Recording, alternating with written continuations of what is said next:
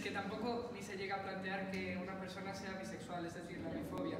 Muchas veces, o eres homosexual o eres heterosexual. Si eres bisexual, bueno, pues es una fase de tu vida, estás confuso, quieres un poco de Te todo, gusta la carne y el eres pescado. vicioso. Exacto. Es una moda. ¿Quién de aquí opina que la bisexualidad es una moda? O una fase. Porque yo ahora mismo, todo el rato que, pues yo qué sé, pues estamos en un grupo de amigos o de amigas. Y digo, sí, porque pues Estela está con Sara. Ah, coño, otra más que se pasó. O sea, es así, ahora la bisexualidad es una moda. Y hay que darnos cuenta también de por qué antes, o sea, ¿qué cambió?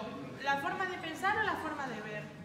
Yo creo que es importante. Bueno, y ahora que ya estamos terminando, solamente también queríamos recordarles que estamos dando todos estos ejemplos que pueden sonar en la avalancha, simplemente para que seáis capaces de ver lo que vemos nosotros y quitaros esa venda que un día nosotros quitamos, que nos hace ver las cosas de color rosa, y poner las gafas moradas del feminismo para que podáis ver, bueno, pues no sé, todo esto, y que, a ver, obviamente vivimos en una sociedad machista, gracias a todos estos ejemplos, pues todo lo podemos comprobar. Todos tenemos actitudes machistas, es inevitable.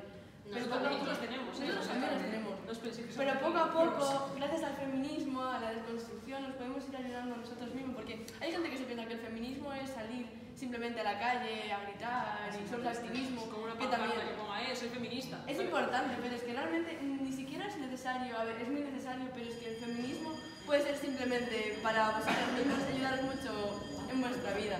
Entonces simplemente pues queríamos eso, que os dieseis cuenta, y nada, recordaros también que estamos en las redes sociales como Comando Igualdad, que nos podéis seguir, y que si alguien tiene interés en uniros a nosotros, que podéis venir ahora a acercaros o hablar por Instagram. O alguna duda, o También podéis hablar por exacto. alguna duda, alguna opinión, algún problema que tengáis, si queréis otro punto de vista. Sí, o querráis ayuda. Y que gracias por oírnos. Seáis chico o chica, Claro, por favor.